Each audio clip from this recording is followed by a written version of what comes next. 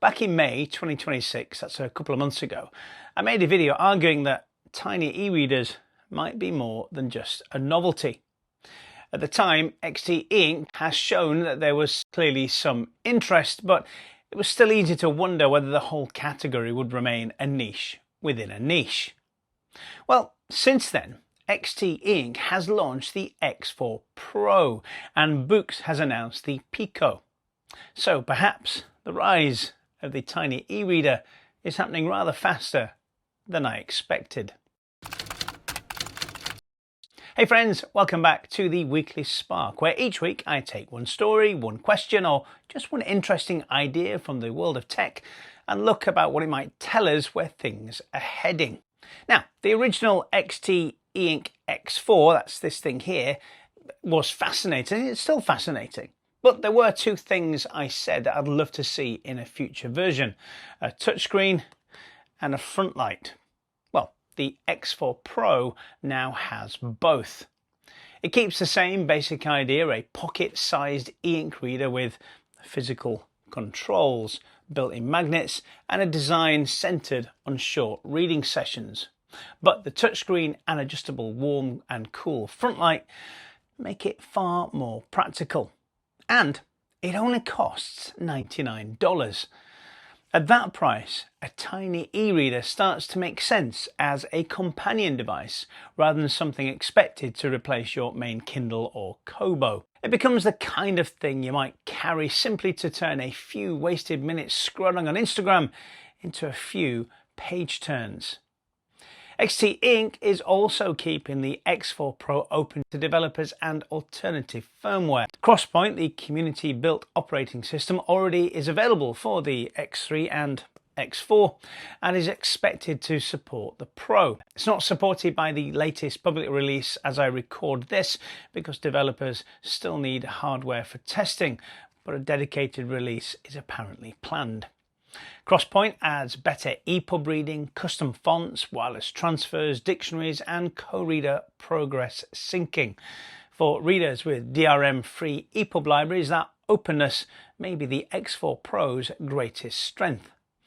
My own problem with it is slightly different. I am, by this point, waist deep, if not neck deep, in the Kindle ecosystem, and I've little desire to climb out of it, if I'm honest. I might read on my Kindle Colorsoft at home, move to the Scribe Colorsoft later, occasionally use the Kindle app, and then return to the Kindle Colorsoft. I've become used to opening the book and carrying on from roughly where I stopped without managing files, transferring books, or remembering page numbers. And that continuity has become part of the reading experience for me. It's also why the BOOX Picco is so interesting. The Picco will have a 3.97-inch monochrome e-ink display, a front light and expandable storage, and BOOX says it will launch soon at an accessible price point, although the actual price hasn't yet been announced. It will also be the first product in a new BOOX family line called Tile. We don't know what the rest of the Tile range will be, how large the devices might be, or whether every product will even be an e-reader. But launching the Picco as the first device in a named range does suggest that BOOX sees this more than a one-off experiment. The biggest unanswered question for me, though, is the software.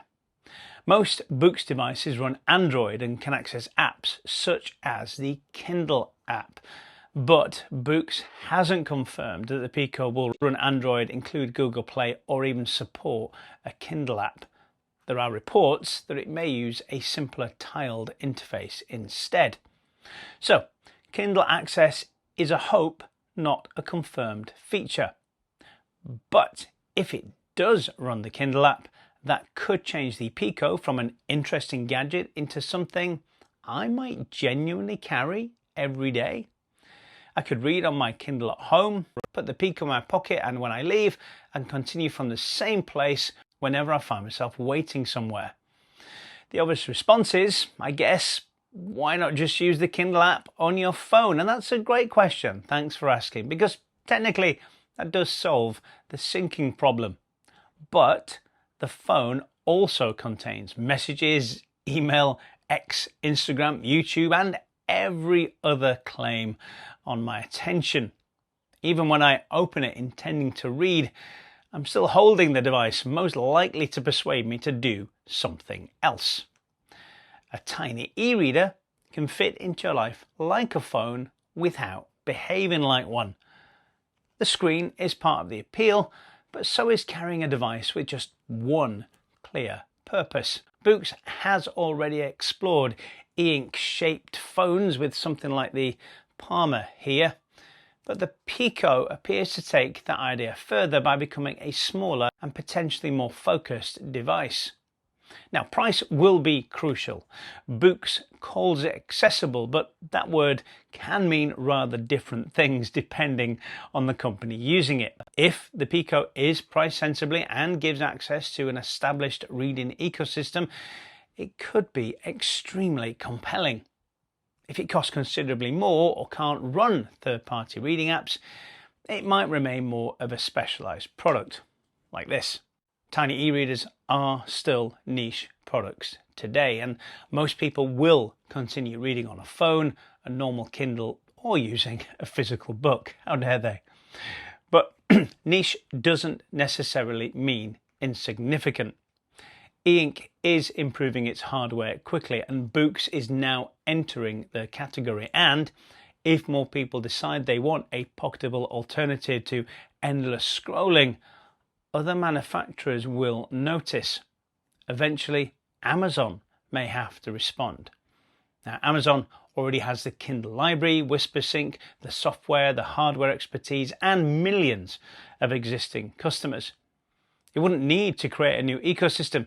It would simply need to put the one it has already into a much smaller device. Now, whether enough people would buy one is another question, but a pocket-sized Kindle should not be especially difficult for Amazon to produce. The tiny e-reader most likely to push this category beyond enthusiasts will combine three things, I think. A low enough price to work as a companion device, access to a reading ecosystem people already use, and enough focus to remain less distracting than a phone. Now, the X4 Pro makes a strong case for openness, affordability, and improved hardware. The Picco may add the ecosystem continuity that I personally want, although, again, we do need the full specifications before we know that it actually will. Now, I have ordered the X4 Pro, and BOOX has said it will send me a Picco when the review units become available. So I will be reviewing both products over on my other channel, The Spark. So make sure you're subscribed over there and have switched on the notification bell if you want to see how they actually perform. Anyway, what do you think? Are tiny e-readers becoming a meaningful new category, or are they destined to remain a charming niche? And would access to your existing Kindle, Kobo, or other reading library be essential before you'd carry one? Let me know in the comments. If you've enjoyed this video, a like would be lovely, and subscribing means you won't miss the next episode. My aim is to try and get the Weekly Spark fully monetized by the end of August 2026. That means reaching 1,000 subscribers and finding that final roughly 300 hours needed to reach 4,000 public watch hours. And if this channel becomes monetized and stays monetized, well, it takes me another step towards making YouTube my full-time job. It should also mean better made and more regular content across both channels in the future. So, like I already said, if you're not subscribed, please do consider hitting that button and helping me reach the target. And if you'd like to support the channel further, there's a Buy Me a Coffee link in the description, or you can scan the QR code that's been on screen throughout this video. Thanks for watching or listening. I'm Mark from the Weekly Spark, and I'll see you in the next one.